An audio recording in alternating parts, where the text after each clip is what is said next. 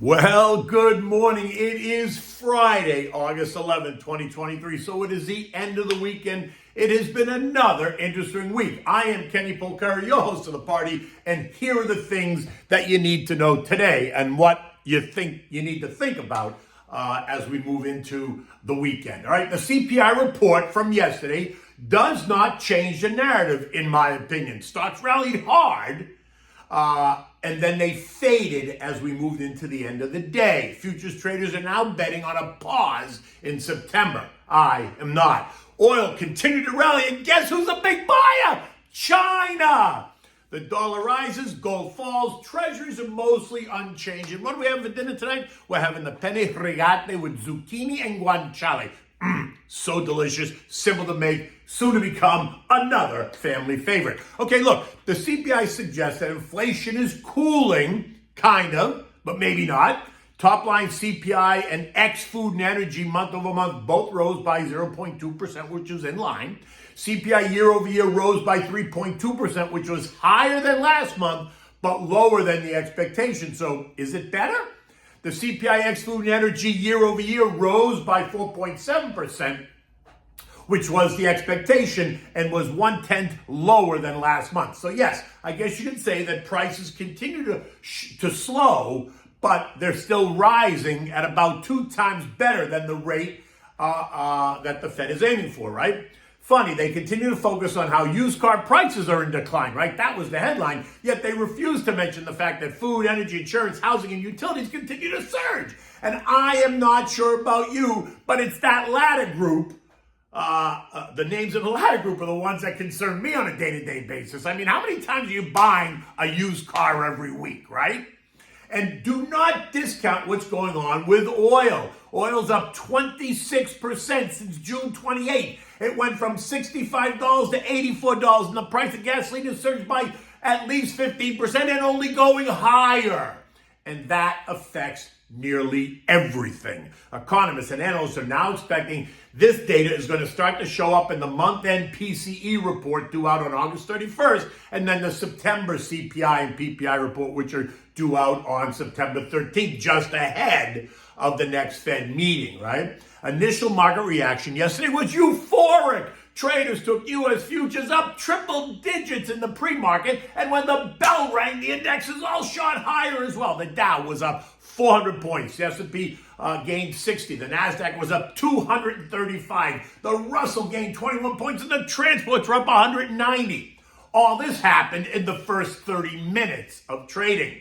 But as the day wore on and everyone got to think and opine about what was going on with the CPI, what it meant for future Fed action, what it meant for inflation, what it meant for the economy, they changed their mind. In addition, they considered what the uptick in weekly jobless claims means. Recall that all year long, the strong job market has been supportive of the markets, but yesterday's higher numbers giving some reason to consider some weakness ahead, and that euphoria faded, right? While 4 of the 5 indexes did end in positive territory, it was a far cry from the early morning moves. By 4 o'clock yesterday afternoon, the Dow was only up 52 points. The S&P was up just 1 point. The NASDAQ was up by 15. The Russell ended the day lower, down 8, while the transports added 74. The sense now is that while the report was not perfect, it does offer some cover for JJ if he chooses to pause in September. And that's what drove futures higher in the pre-market. I still think we're too far out to make that call. And by the end of the day, I think that's what the price action is also telling you, right? We still have 3 more weeks of data in August. We got 2 weeks of data in September for the Fed to consider before their Fed meeting. We got the Jackson Hole boondoggle at the end of this month, and we can expect to hear more from JJ and every other central banker around the world, right? I don't think we're going to hear any one of them talk about cutting rates anytime soon. In fact, I suspect that they're going to remain hawkish, reminding us that the goal for every one of them is to kill inflation, because inflation is still an issue around the world. We also have dueling Fed heads, right? Calling out what the next move should be or will be, which only adds to the chaos, right? Fed Governor Michie Bowman, Cleveland Fed President Loretta Mester, Minneapolis President Neely Kashkari, Dallas's Lori Logan, and former St. Louis Fed President Jimmy Bullen, all telling us that we need more hikes. It's got a 6% terminal number on it, right? Philly's Patty Harker, Boston's Susie Collins, and Atlanta's Rafi Bostic are on the other side of the fence, telling us that the end is near. San Fran's Mary Daly, she's really off the radar after her spectacular failure at managing and regulating banks in her region of the country, think Silicon Valley. No one's really asking her what she thinks, although she did tell Yahoo Finance that the Fed has more work to do. I'm not even sure it makes a difference what she says. Or what she thinks. The fact is, it is still very much up in the air. Yesterday's data does not change the narrative as far as I'm concerned. Today brings us inflation at the producer level, otherwise known as the PPI, the Producer Price Index. And it details what manufacturers have to pay for raw materials to produce for the goods that they then sell to you and me. And what is it expected to show? Well, final demand month over month is up 0.2%, right? That's up from last month. Ex-food and energy at plus 0.2%. That is up from last month. Final demand year over year is expected to be up 0.7%. Well above last month's reading of up 0.1%, while ex-food and energy year over year is expected to be plus 2.3%, which is 0.1% below last month. But look at the data point, X, food, and energy, and that's the issue because you can't live X, food, and energy. I already pointed out that food and energy at the CPI level is up, not down. Again, I do not expect the report to change the narrative. And while you can point to the improving data, I still don't think it changes the course of history. Only because I think it's going to turn up again. I think inflation is going to rear its ugly head. And that will keep the Fed in hike mode. Which doesn't mean you panic. It just means don't break open the champagne bottle just yet. In the end, you have those on one side of the fence that are calling for the Fed to pause. And you have those on the other side of the fence that continue to call for rate hikes. Futures are now pricing in a 90% chance that the Fed will pause in September. That's up from 70% just a month ago. But remember, it was also the same cohort that told us to expect 3 rate cuts before Christmas. And we know that's not happening, so how'd that work out? Treasuries are little change at the 2-year level, right? Remaining at 4.89%, which is more, 2 years more sensitive to any imminent Fed move. We did have a $23 billion auction of 30-year money, and that forced 30-year yields to rise to 4.25%, a level not seen since 2011. 10-year yields remain at 4.1%, while 3- and 6-month T-bills are yielding 5.45% annualized. So in the end, yields are all over the place, and that will continue to be a headwind for stocks as investors look for some stability in their portfolios if they're nervous about where we're going. The dollar index erased earlier losses, gaining 10 cents to end the day at 102.62, leaving it above both the short and intermediate term trend lines. I expect it now to challenge the long-term trend line at like 103.40 before it tests the lows, the recent lows of 101.80. So I think it's up first before it tests lower again. Oil continued to rally, kissing 84.25 a barrel before settling the day yesterday at 82.80. It's driven by the ongoing production cuts by the Saudis and the Russians, in addition to ongoing growing demand. And no matter what the Chinese tell us about their economy, they remain a big buyer of oil. Who is kidding who?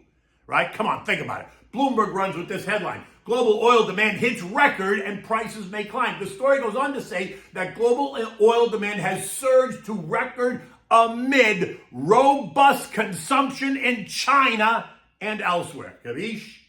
This morning, oil is trading up 25 cents at $83.05 about. The recovery in the dollar has done exactly what I told you it was going to do to gold. It's forcing gold lower. Yesterday, gold fell by $6 or 0.3% to end the day at $19.44. This after it fell by $12 on Wednesday or 0.6%, right? It's now below the long-term trend line at $19.64. It's below all 3 trend lines. and it could possibly test 1930 before this is over. And what that means is that gold traders expect the dollar to rally. And that would happen because the Fed is going to remain hawkish, right? If JJ suddenly changes the narrative and becomes the teeniest bit dovish, I would expect the dollar to decline, and that would push gold higher. But I don't think that's going to happen just yet. I think he's going to remain hawkish. U.S. futures are confused this morning. Dow futures are up 16. The S&Ps are down 2. The Nasdaq is down 30. The Russell is up 2. Investors are still hoping for more signs of easing, but I think many investors have been too optimistic already coming into this seasonally weaker time of the year. Inflation remains sticky in parts of the economy, and that affects parts of the economy that affect you and I every day. And that is what is going to drive the next move. I still think we can expect lower prices in stocks in the weeks ahead, just because it still feels a bit tired to me. And that was evident by looking at the market's retreat from Thursday's big opening print to where it ended the day yesterday. European markets this morning are all lower. The UK is off by 1%, while Spain is down only by 0.25%. All the other markets in the region are down somewhere in between. Mining, travel and leisure, autos, insurances, and tech are all under pressure. The UK reported second quarter growth of up 0.2%, which surprised the markets and investors. Economists had expected growth to be flat for the quarter, as demand continues to be hampered by a hawkish Bank of England and ongoing sticky inflation. UBS, in a surprise move, stripped itself of the $10 billion Swiss franc protection agreement that was put in place by the Swiss government when UBS took over Credit Suisse. Investors celebrated that move, taking UBS shares up more than 4%. The S&P sits at 4468. It was up 1 point from Wednesday. Yesterday morning, that futures suggested that we were going to test the 4480, 4500 level on the opening, or maybe it could become more emboldened if the CPI report, was more muted. And that's exactly what happened. The S&P tested 4527 before hitting the wall, right? I think today's PPI report will be in line with what the market expects. And so therefore, we're not going to have any surprises, which means I think the market's going to continue to churn and just churn lower, right? I've been saying the market's tight. I still think it is tight. I still expect it to back off over the next 6 or 7 weeks, but I am not expecting any major drawdown, right? Greater than 10%. I'm thinking somewhere between 5 and 8. Why? Because I think, as I said yesterday, there are a lot of buyers out there, right? Big asset managers that have been holding cash as they were waiting for the meltdown that never came. And we're now in the second half of the year, and they can't afford not to get involved. And we've seen that, right? So any pullback is sure to be bought. Do not chase, once again, I tell you, do not chase names that are running away. Right, there's plenty of opportunities that will help you balance out and stabilize your portfolio and also add some value. Remember, this is a long game we're playing. We're not playing the short game. Investing is the long game. Okay, what do we have for dinner tonight? Simple to make. This whole thing takes you maybe 20 minutes. It's penne rigate, zucchini, and guanciale, right? Guanciale is that cured pork, which is actually made from the cheeks of the pig. If you don't have guanciale, you can always use bacon, but try to get the guanciale, right? It's a simple dish, and it's going to soon become one of your family favorites. You can probably buy the guanciale at the deli counter. Anyway, so this you need the diced guanciale, you need sliced garlic, you need sliced half moons of green and yellow zucchini if you want some color, you need a pound of penne rigate, and as always, you need the fresh grated Parmigiano Romano cheeses. You want to bring a pot of salted water to a rolling boil on the back burner just so that it's ready for when you need it. Now, in a nice big saute pan, dice the guanciale and then saute it in the saute pan. Don't add any oil. The guanciale will make its own. Once it's all nice and crispy, remove the guanciale, just set it aside in a bowl. Now, in the same pan, you're going to add the sliced garlic. Saute it for 2 or 3 minutes. Now add the sliced half moons of zucchini. Now, to make the half moons, you slice the zucchini in half lengthwise and then slice it this way. And then you got half moons. Cook the zucchini until it becomes soft and translucent, and it produces its own juices, keeping the heat on medium to medium high.